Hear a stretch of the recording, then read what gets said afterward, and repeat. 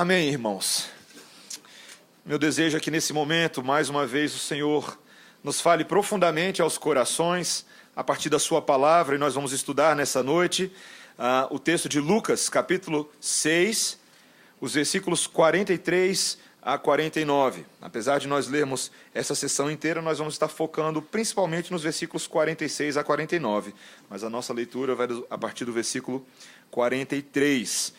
Nós estamos nos aproximando aqui, queridos, do término dessa sessão do livro de Lucas, que nós chamamos do Sermão da Planície. Essa é a conclusão do Sermão da Planície. Todo bom sermão que é pregado, e o Senhor Jesus Cristo era o melhor de todos os pregadores, eu não sei se você sabe disso, mas ele é muito bom em sintetizar o conteúdo daquilo que nós aprendemos, daquilo que foi ensinado, e o Senhor Jesus Cristo vai se utilizar aqui de ilustrações que irão aplicar as verdades que nós ouvimos aos nossos corações, e nós devemos dar atenção a isso, porque de fato, se estamos aprendendo a palavra de Deus, hoje nós vamos tirar essa dúvida, se de fato estamos retendo e praticando essa palavra. Palavra de Deus, Lucas 6, a partir do versículo 43, diz assim: Não há árvore boa que dê mau fruto, nem tampouco árvore má que dê bom fruto, porquanto cada árvore é conhecida pelo seu próprio fruto. Porque não se colhem figos de espinheiros, nem dos abrolhos se vindimam uvas. O homem bom, do bom tesouro do coração, tira o bem, e o mal do mau tesouro tira o mal. Porque a boca fala do que está cheio o coração. Por que me chamais Senhor, Senhor, e não fazeis o que eu vos mando? Todo aquele que vem a mim e ouve as minhas palavras e as pratica, eu vos mostrarei a quem a ele é semelhante. É semelhante a um homem que, edificando uma casa, cavou, abriu profunda vala e lançou o alicerce sobre a rocha. E vindo a enchente, arrojou-se o rio contra aquela casa e não a pôde abalar, por ter sido bem construída. Mas o que ouve e não pratica é semelhante a um homem que edificou uma casa sobre a terra sem alicerces. E arrojando-se o rio contra ela, logo desabou. E aconteceu que foi grande a ruína daquela casa. Até aqui a palavra do Senhor. Vamos orar, irmãos? Santo Deus, que texto maravilhoso nós temos hoje à noite, Senhor. Quando lemos a Tua palavra e contemplamos a grandeza dos Teus ensinamentos e nos lembramos de que o Senhor está falando conosco agora por meio da Tua palavra, Senhor, queremos ser constrangidos por ela. Queremos dar valor, apreciá-la, queremos a validação dela nas nossas vidas. E para tanto, Senhor, pedimos que o Senhor de imediato afaste de nossas mentes quaisquer distrações, quaisquer assuntos, tópicos, problemas da nossa vida, que porventura nos interrompam na compreensão e no ouvir da Tua voz. Queremos ouvi-la, Senhor. Ajuda-nos. Pedimos que o Senhor nos fale por meio do Teu Espírito, em nome de Jesus. Amém. Meus irmãos, eu e minha esposa, em breve seremos papais. Vai ser a primeira vez na minha vida que eu vou ser papai. Eu estou muito feliz. Se eu pudesse dar um urra, eu daria um urra agora. A Melissa vem por aí. E certamente, balanceando a alegria, que certamente virá pela oportunidade de ser papai de primeira viagem, sei também que existe um grande desafio. Desafio do qual agora eu vou fazer parte. Vou entrar para o grupo dos pais que tem o desafio de ensinar crianças a serem obedientes. E se a Melissa, minha filha que está vindo por aí, ela de fato carrega o DNA do pai dela, a situação vai ser bem complicada. A mãe é uma santa, nunca errou na vida. Mas o pai é um drama. O pai é complicado. Eu digo isso porque eu me conheço, meus irmãos. Eu sei o tanto que eu já dei trabalho para os meus pais. Quando a gente é criança, a gente enxerga muito a ótica das situações da nossa vida pelas nossas lentes e não pela lente dos nossos pais, que tantas vezes têm que ser pacientes e longânimos com os seus filhos. Filho, já fez seu dever de casa? Não é as perguntas que eles fazem. Filho, você já arrumou sua cama? Já passou o fio dental, filho? Não sei se seu pai perguntava isso para você, mas minha mãe sempre me perguntou, já passou o fio dental? Levanta para a igreja, está na hora. Não é verdade? Domingo de manhã, essa era a história. Menino, não come com a boca aberta. Tira o dedo no nariz, o que a visita vai falar? Filho, já deu o tempo do videogame, não é verdade? Filho, eu quero você em casa até às 10h30, não passa desse horário.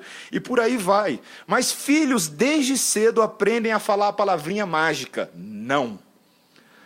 Eles não gostam muito dessa ideia. Parece que a gente fala, não, a gente tem prazer em desobedecer por puro esporte. Parece ser uma dessas cláusulas que estavam em letras miúdas no contrato antes de nós virmos ao mundo, né? A gente fala, eu não lembro de ter assinado esse papel quando eu estava no útero da minha mãe.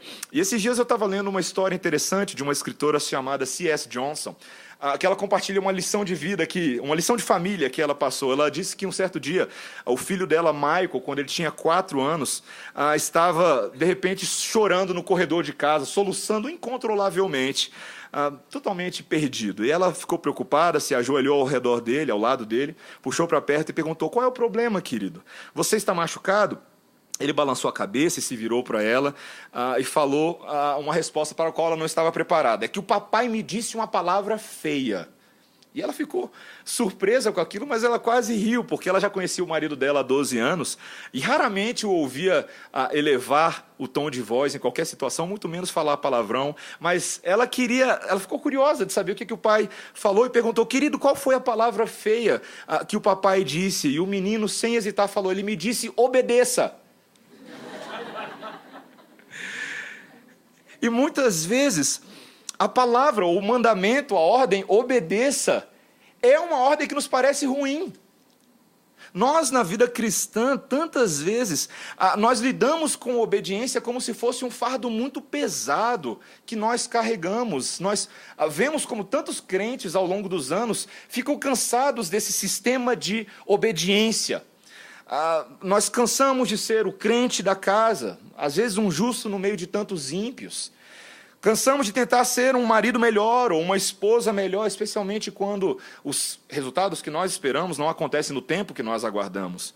Nós cansamos da vida de igreja, temos tantas reclamações sobre os nossos irmãos, nos achamos tão mais justos que eles, cansamos de fazer isso ou aquilo, e ouvir e obedecer ao Senhor Jesus tantas vezes parece algo difícil de se carregar e cumprir. Sabe, meus irmãos, mas a palavra de Deus vai mostrar para a gente um ângulo da obediência com o qual nós estamos pouco familiarizados na vida cristã nessa noite. Nós vamos ver nesse texto que a obediência é a garantia de segurança absoluta em Deus. É o contrário do que a gente está acostumado a pensar de obediência. É a garantia, a obediência no Senhor é a garantia de que quando a enchente vem, de que quando as tribulações, as tempestades da vida nos atingem das mais diversas maneiras, é essa obediência trabalhada no Senhor Jesus, na rocha da casa, que nos dá segurança. E nós veremos isso nesse texto de hoje à noite. A primeira coisa que nós vamos ver é que se Deus ele é o Senhor da nossa vida, nós devemos obediência ao nosso Mestre. Essa é a primeira coisa. Depois nós vamos ver essa ilustração. Quem ouve e obedece ao Senhor possui uma segurança infalível. Quem o ouve e não o obedece será arruinado. E depois nós veremos como Cristo é a nossa rocha inabalável. Vamos começar a entender o que esse texto... A primeira coisa, nesse versículo 46, dê uma olhada no versículo 46, que é o nosso versículo tese aqui, quando o Senhor Jesus Cristo começa indagando, por que me chamais Senhor, Senhor, e não fazeis o que eu vos mando? É tão interessante, a palavra Senhor é uma palavra muito querida para nós no meio evangélico. Tantas pessoas acham que Senhor é mais um desses nomes que Deus atribui a si próprio. Como a gente tem Yahvé, por exemplo, nós temos a palavra Senhor. Vários dos nossos cânticos, nós usamos essa palavra, mas eu te pergunto, será que quando nós utilizamos a palavra Senhor no dia a dia, nós entendemos o que ela significa? Porque Senhor, em vez de ser mais um nome para Deus, na verdade é um título a respeito de Deus. Ela significa que Deus é mestre, que Deus é o nosso proprietário, alguém que está em posição de autoridade nas nossas vidas. Isso muda bastante a forma como nós vemos a Deus nos nossos dias. Tantas pessoas tendem a ver Deus como pai, ou um paizinho querido, a gente chama ele de papai nas nossas orações. Muitas vezes nós vemos nosso Deus como aquele que nos abençoa, aquele que nos guarda, aquele que cuida de nós. Mas nem sempre nós gostamos de vê-lo como nosso Senhor, se de fato compreendemos o que essa palavra significa. Veja o que Paulo diz lá em 1 Coríntios 6, versículos 19 a 20, quando ele diz: acaso não sabeis que o vosso corpo é santuário do Espírito Santo que está em vós, o qual tendes da parte de Deus, e que não sois de vós mesmos? Porque fostes comprados por preço, agora, pois, glorificai a Deus no vosso corpo. Nesse texto de 1 Coríntios, quando Paulo está tratando de um problema difícil na vida da igreja, de imoralidade sexual, das notícias que ele ouvia da igreja de Corinto, ele tenta lembrar aos irmãos que não é apenas não fazer sexo antes do casamento, que não é apenas manter uma vida pura por manter uma vida pura, como se a virgindade fosse um grande objetivo moral e ético a ser alcançado. Não, é algo mais sério do que isso. O que ele está falando é que nós fomos comprados por um preço. Essa figura é muito interessante, queridos. Eu e você pertencíamos a alguém. Tínhamos um outro senhor. Éramos escravos de uma outra realidade. Mas um preço muito pago foi pago. Um preço muito alto foi pago por nós. E agora nós temos a obrigação de glorificar a Deus com o nosso corpo. E é interessante, queridos, porque o Senhor Jesus Cristo está tentando amarrar nesse texto os mandamentos que ele tem dado para os seus discípulos. Se de fato vocês são os meus discípulos, e eu sou Senhor de vocês, vocês têm que fazer o que eu estou mandando a vocês. E o que ele vem falando desde o início desse pequeno sermão da planície? Ele vem falando: cuidem dos pobres, chorem com os que choram, suportem a perseguição, alegrem-se no sofrimento, é o que ele fala lá na primeira parte. Amem os vossos inimigos, façam o bem aos que vos odeiam, bendigam os que vos maldizem, orem pelos que vos caluniam, deem a todo aquele que te pede, não julguem e não serão julgados, não condenem e não serão condenados, perdoem e serão perdoados, não sejam hipócritas. Esse é o mandamento de Deus. Se de fato Ele é o nosso Senhor, nós devemos dar ouvido a essas coisas e levá-las a sério. Sabe, meus irmãos, o nosso problema é que tantas vezes nós confessamos com os nossos lábios que Ele é nosso Senhor, mas não queremos as implicações disso para a nossa vida. Isso é um pecado muito sério. É um pecado, inclusive, muito antigo. 6 séculos antes da vinda do Senhor Jesus, na primeira vinda dele, Deus se utiliza do profeta Ezequiel para descrever a situação espiritual do povo, a maneira como ele via o povo de Israel, muitos anos antes da vinda de Jesus. E veja o que ele diz lá em Ezequiel 33, 31. Preste atenção. O meu povo, ele falando para Ezequiel, Deus falando para Ezequiel, o meu povo vem a você como costuma fazer, e se assenta para ouvir as suas palavras, mas não as põe em prática. Com a boca eles expressam devoção, mas o coração deles está ávido de ganhos injustos. Aí eu te faço essa seguinte pergunta: será que essa é uma descrição apenas dessas pessoas que viveram há tantos séculos antes? Ou se parece um tanto comigo e com você? Olha como é que ele descreve, percebe? O meu povo vem a você como costuma fazer e se assenta para ouvir as suas palavras. O que vocês estão fazendo aí agora mesmo? Se não assentados, ouvindo palavras proféticas da própria palavra de Deus? Mas, queridos, não se engane, eu sou muito parecido com vocês. Tantas vezes nós ouvimos essas palavras, mas não as colocamos em prática. Termina o culto e nós já estamos pensando onde nós vamos assistir o Super Bowl. Termina o culto, a gente está tentando descobrir se a gente vai comer no Lobodog ou no Park Shopping. Termina o culto e os problemas da vida rapidamente já tomam a minha cabeça. E eu já estou reclamando, já estou preocupado. Não é exatamente assim que acontece conosco.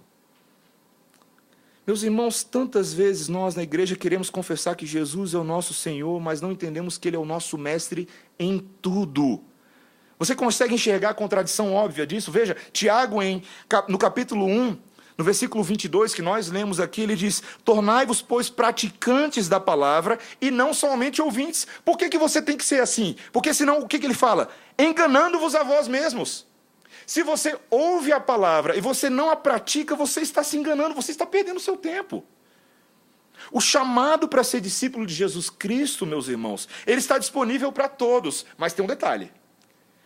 Nós não podemos escolher as nossas próprias atribuições. Se Jesus é o nosso Senhor, meus irmãos, então é Ele quem define as nossas prioridades. Se Jesus é o nosso Senhor, então a nossa vida pertence a Ele. É Ele quem tem um plano, é Ele quem tem uma agenda, é Ele quem tem um chamado para você. Pare para pensar nisso. Tantas vezes a gente se acha dono do nosso próprio nariz e do nosso umbigo, mas eu tenho uma notícia importante para você. Essa é a verdade. O Senhor Jesus Cristo é o nosso dono. E significa que nós devemos obediência a Ele. Talvez você, que está se achegando a uma teologia reformada, mais calvinista agora, você tenha uma dúvida sobre como isso funciona, essa relação entre obediência e a soberania de Deus. Olha que coisa interessante. Alguns afirmam, peraí, se Deus é soberano, e nós afirmamos isso com frequência aqui de púlpito, por que eu tenho que fazer alguma coisa? Não é verdade? Você parou para pensar isso? Se Deus sabe todas as coisas, se Deus determinou todas as coisas, por que eu preciso me preocupar em fazer alguma coisa? Não vai acontecer de qualquer maneira? Talvez alguns pensem dessa maneira. Mas essa é uma heresia antiga, meus amigos. Essa é uma heresia chamada hipercalvinismo. Não sei se você já ouviu isso antes. O hipercalvinismo é aquele que seleciona algo sobre quem Deus é, alguma característica dele, e fala, se Deus é assim, logo eu não preciso fazer mais nada. Mas não é isso que a Bíblia diz. O Deus que é soberano sobre todas as coisas, ele executa a sua soberania por meio da nossa obediência. É isso que você precisa entender.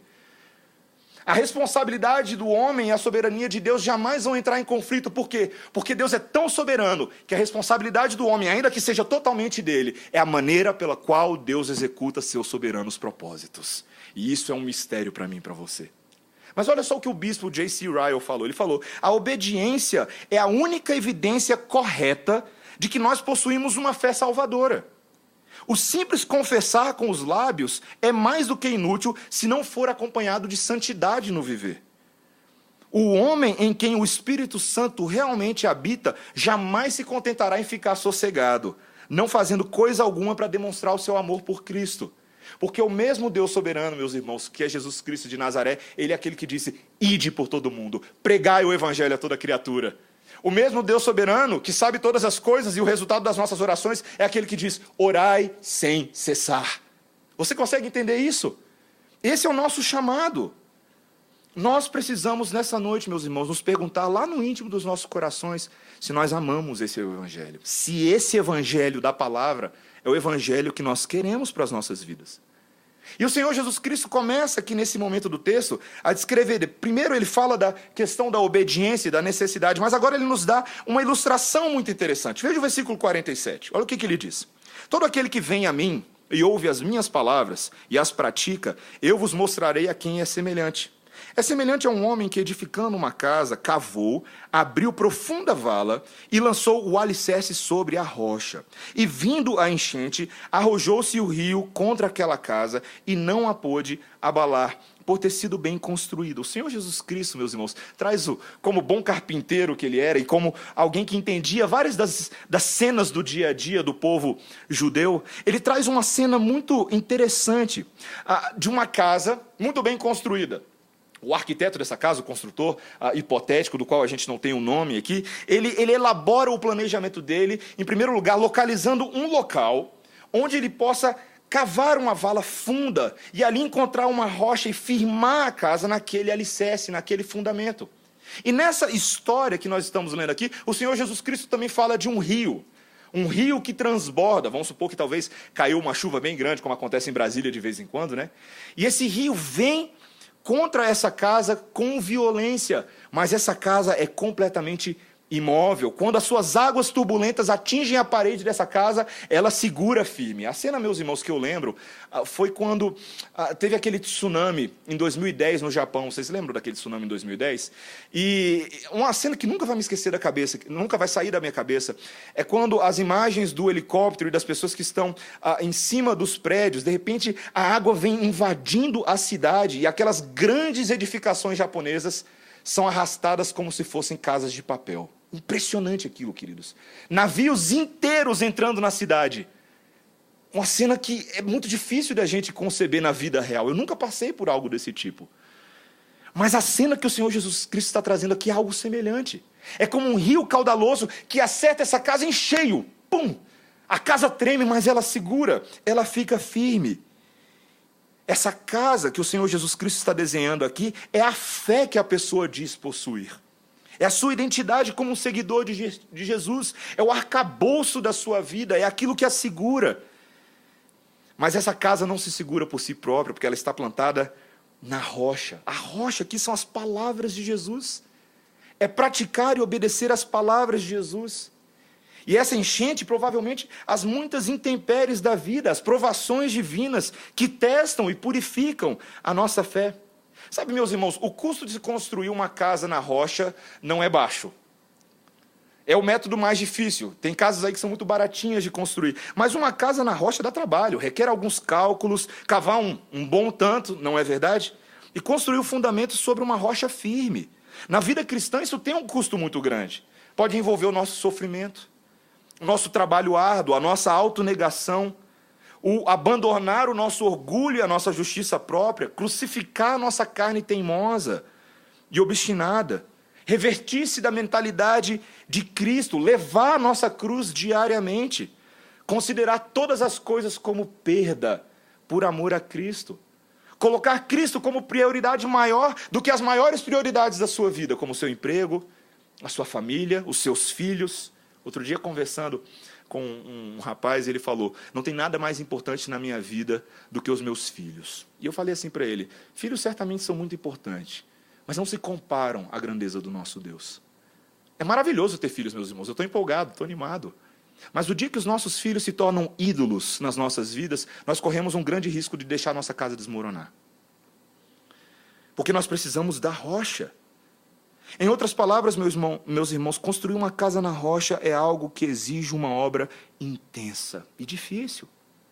Mas qual é o nosso estímulo? O texto nos dá o estímulo. A recompensa é a permanência dessa casa. Essa casa vai durar. Eu morei no Mississippi, meus irmãos, e o Mississippi ele faz parte ali do corredor de tornados dos Estados Unidos. E eu nunca vi um tornado na minha vida, mas eu já vi o estrago de tornados. Lembro-me uma vez, quando a minha sogra estava com a gente nos Estados Unidos, fomos fazer uma pequena viagem pela costa leste, e na volta a gente decidiu passar por uma cidade, Tuscaloosa, no Alabama, que tinha sido atingida em 2011 por um tornado que matou 300 pessoas, em 2011. Era mais ou menos a 4 horas de onde nós morávamos.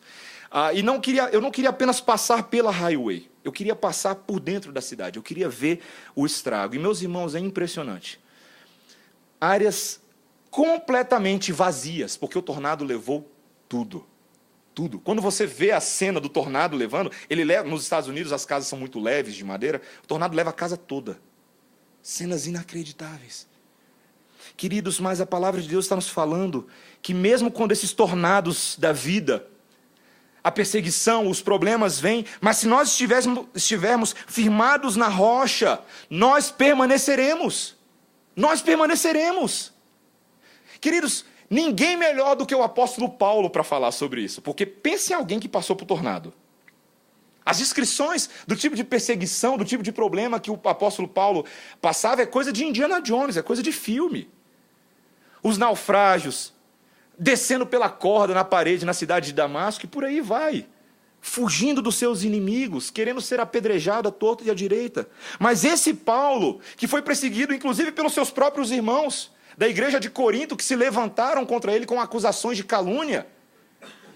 Queridos, esse próprio apóstolo Paulo descreve o seguinte, preste atenção, que ele fala em 2 Coríntios capítulo 4, versículo 8. Em tudo somos atribulados, porém não angustiados. Perplexos, porém não desanimados. Perseguidos, porém não desamparados. Abatidos, porém não destruídos, levando sempre no corpo o morrer de Jesus, para que também a sua vida se manifeste em nosso corpo, porque nós que vivemos somos sempre entregues à morte por causa de Jesus, para que também a vida de Jesus se manifeste em nossa carne mortal. O que Paulo está falando, meus irmãos, é que a vida do Filho de Deus é ser atingido por tornados e enchentes o tempo inteiro. Mas aquele que está em Cristo, ele pode até ser atribulado, mas ele segura as pontas, ele não fica angustiado. Ele é perplexo, porém não desanimado. Perseguido, porém não desamparado. Você vê que sempre tem uma condicional. Porém. Meus irmãos, essa obediência, esse abraçar a palavra de Deus e obedecer é algo maravilhoso para nós. É algo que nos protege, é algo precioso. Eu tenho uma história que é muito interessante.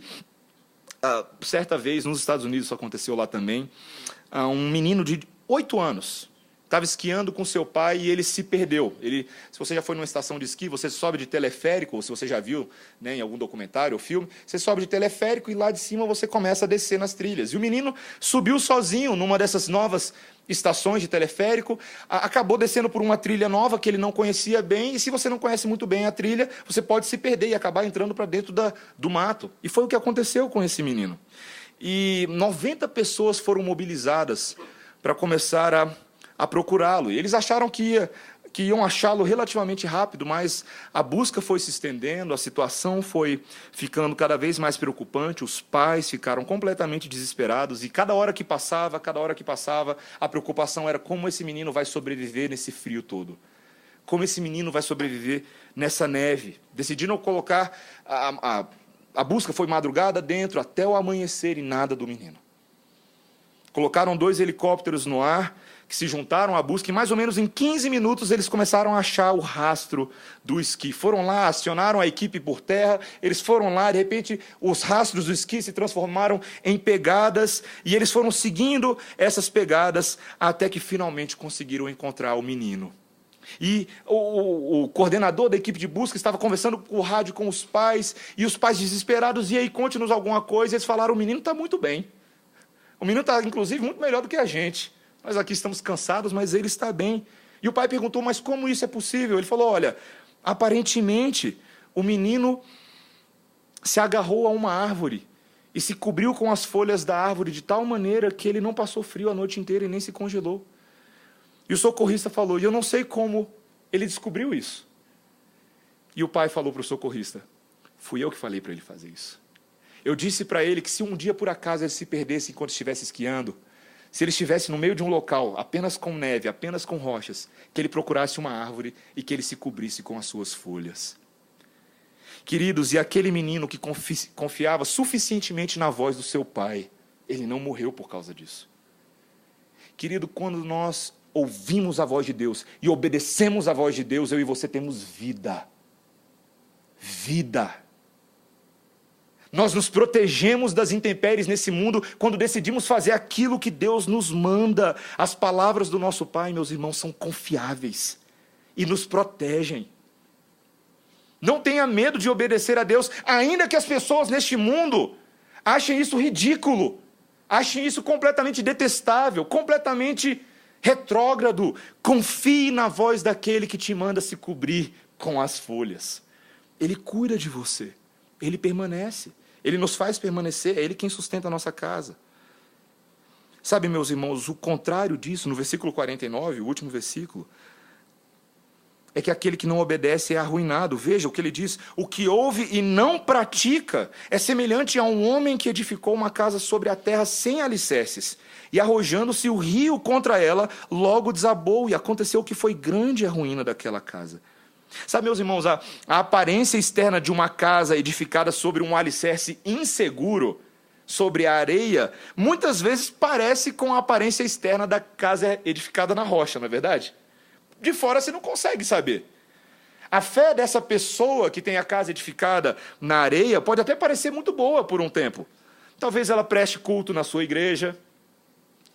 Talvez ela participe das atividades dos jovens, das mulheres, das crianças. Talvez participe até dos sacramentos. Talvez até diga professar a mesma fé. Mas, com o tempo, o sofrimento e a provação acabam sendo um dos testes que provam a capacidade de resistência dessa casa, de ela se manter de pé ou não. E quando as tempestades vêm, os ventos fortes vêm, essa casa não tem alicerce e ela vai embora. As paredes que pareciam resistentes ao sol e às intempéries acabam ruindo. Agora preste atenção no que o texto está falando. Ele está falando: mas o que ouve e não pratica. O ponto do Senhor Jesus Cristo aqui é importantíssimo para nós nessa noite. Porque o que ele está falando é que o cristianismo, que consiste apenas de ensino religioso e não de prática fiel, é um edifício que será destruído. Meus irmãos, isso é um alerta muito grande contra os falsos discípulos. O Senhor Jesus Cristo, lá em Mateus 7, numa outra situação, no Sermão do Monte, ele fala de uma situação que haverá de acontecer no último dia, que mostra a falência desse tipo de casa. Quando o Senhor Jesus Cristo, em Mateus 7:21, nem todo que me diz Senhor, Senhor, Senhor, Senhor, entrará no reino dos céus, mas aquele que faz a vontade do meu Pai que está no céu. Muitos naquele dia me dirão, Senhor, Senhor, não profetizamos nós em teu nome não expulsamos demônios, em teu nome não fizemos muitos milagres. Mas a resposta do Senhor Jesus Cristo para eles era de que eles eram praticantes não das coisas do reino, mas da iniquidade. Eles eram filhos das trevas. Sabe, meus irmãos, tantas vezes a gente tem dificuldade de como entender essa relação entre obediência e salvação. Talvez alguns de vocês estejam se perguntando aí, peraí, eu achava que essa igreja aqui era uma igreja reformada, que vocês falavam que a gente poderia entrar no céu apenas com base nos méritos de Jesus, e não na obediência pessoal. É isso que você está falando, pastor? Que a minha obediência pessoal é suficiente para me levar para o céu? Não é isso que eu estou falando. Não é isso. Mas a gente precisa se perguntar qual é o local da obediência na vida do crente. A primeira coisa que eu e você precisamos entender, que o Senhor Jesus Cristo está ensinando, não apenas nesse texto, meus irmãos, mas ao longo de toda a sua jornada entre nós, é que não tem obediência minha e sua sem a obediência dele. Entenda isso nessa noite. Seria impossível para mim e para você fazer qualquer ato de obediência aceitável a Deus se Jesus Cristo não tivesse sido obediente em todas as coisas. A palavra de Deus que nos mostra a necessidade de obediência para termos um relacionamento com Deus, ela é a mesma palavra que nos mostra a nossa incapacidade de sermos obedientes. Que nós somos pecadores. Somos como os construtores que insistem em construir em alicerce falho, em terreno movediço. Por isso nós precisamos entender, meus irmãos, que uma das doutrinas da graça mais preciosas para a igreja protestante dos nossos dias é a doutrina da obediência de Cristo. Ele foi 100% obediente a Deus, meus irmãos. Tudo que Deus falava para Jesus fazer, ele fazia. Tudo que o Pai pediu dele, ele cumpriu perfeitamente. E a Bíblia, em vários textos, nos descreve que a obediência dele o conduziu à própria cruz. Essa obediência ativa de Jesus, que veio ao mundo para entregar a vida por réis pecadores como eu e você. Meus irmãos, ele é o fundamento. Jesus Cristo é a rocha. Ele é o alicerce. É o mérito dele que pode qualificar o nosso mérito.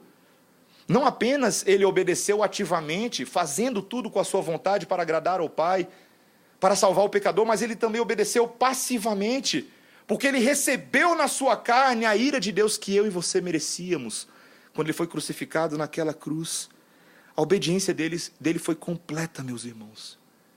Nós cantamos nessa noite, dá uma olhada no seu boletim, você está com o seu boletim aí? O que nós cantamos no hino 136 dessa noite, pare para prestar atenção como hinos são preciosos. Quando cantamos, rocha eterna, meu Jesus, que por mim na amarga cruz foste morto em meu lugar, morto para me salvar. Em ti quero me esconder. Só tu podes me valer. Meus irmãos, ele é o alicerce. Ele é o fundamento. É nele que nós temos esperança. Quando eu e você somos 100% desobedientes, ele ainda é 100% obediente.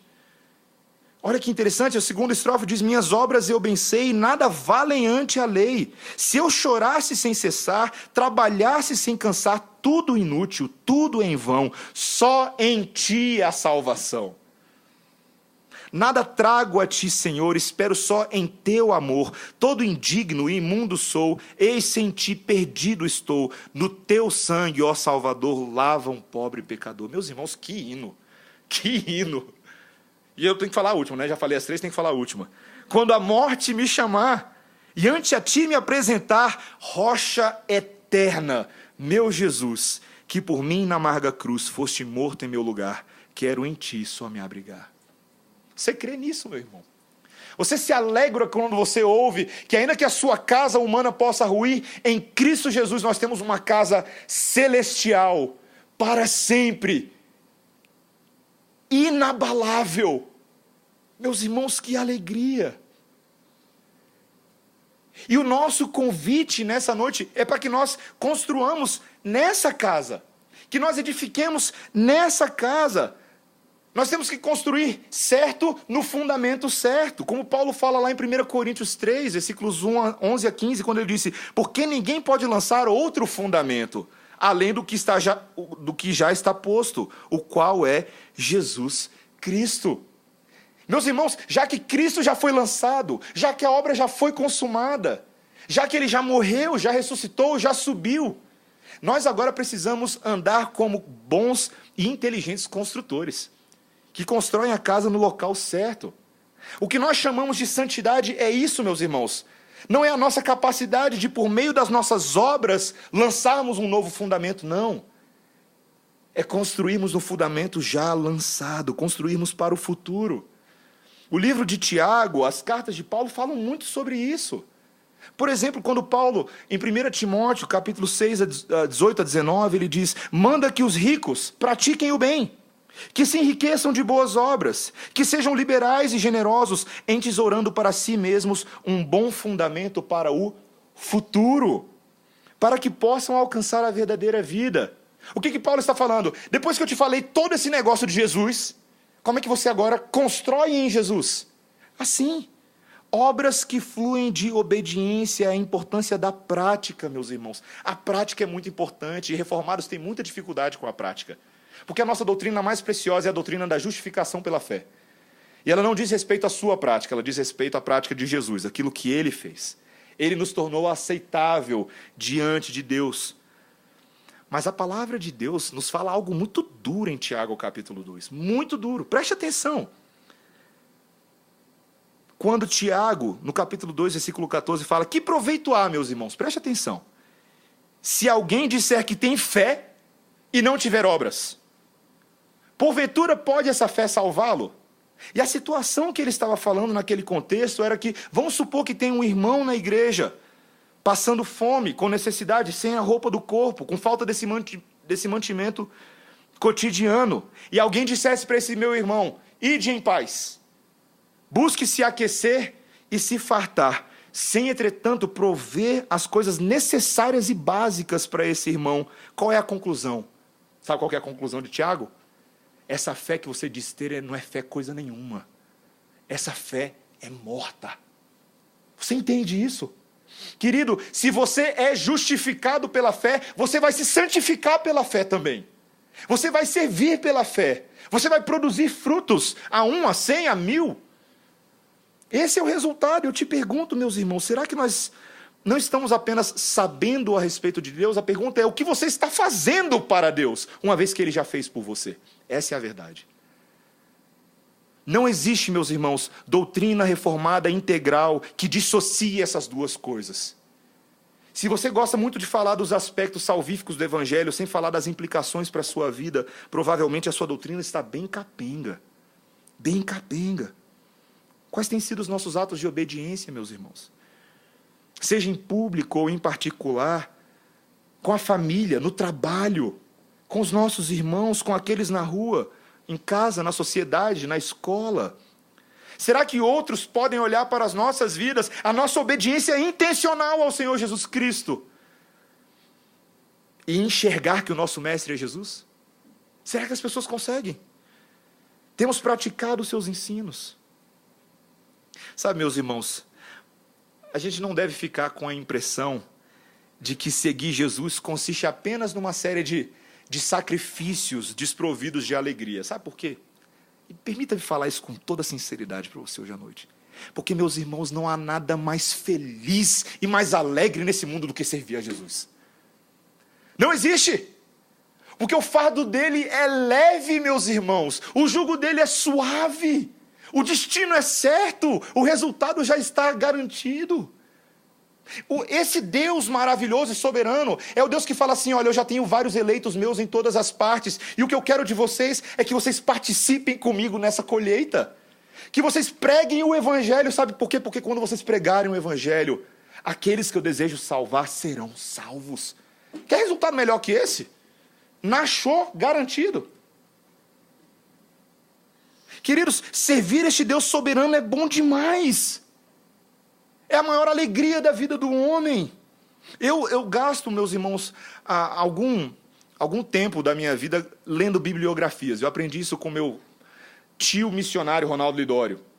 Ele falou uma vez para mim, num acampamento, há muitos anos atrás, 2005, um acampamento da MPC, ele falou assim, eu gosto de gastar tempo lendo sobre biografias, não bibliografias, biografias. E eu perguntei para ele por quê naquela época. Ele disse, porque quando eu vejo a obediência e a alegria dos servos de Deus que vieram antes de mim, eu oro, Senhor, me dê a mesma coisa. Eu quero ser feliz e alegre te servindo. Meus irmãos, quando nós lemos a história dos mártires da igreja, daqueles que perderam as suas vidas por amor a Deus, talvez você fale, isso é desperdício, mas sabe o que eles falavam? Isso é ganho, isso é lucro. Porque o viver é Cristo, meus irmãos. O morrer é lucro. Se você morre neste mundo, se desgastando, porque você serviu a Deus, você está só acelerando o seu encontro face a face com Ele. Queridos, não há maior alegria. Os mandamentos mais importantes da lei no Antigo Testamento, que o Senhor Jesus Cristo fala em Mateus 22, são o que? Amarás o Senhor teu Deus de todo o teu coração, de toda a tua alma e de todo o teu entendimento. Este é o grande primeiro mandamento. E qual é o segundo? Amarás o teu próximo como a ti mesmo. E sabe por que isso é bom, meus irmãos? Porque o texto nos diz que destes 2 mandamentos dependem toda a lei e todos os profetas. Obediência é o centro da vida cristã. Obediência é o centro da vida cristã. Meus irmãos, seguir a Jesus não diz respeito apenas a cumprir com zelo um conjunto de regrinhas que tem finalidade em si mesmo.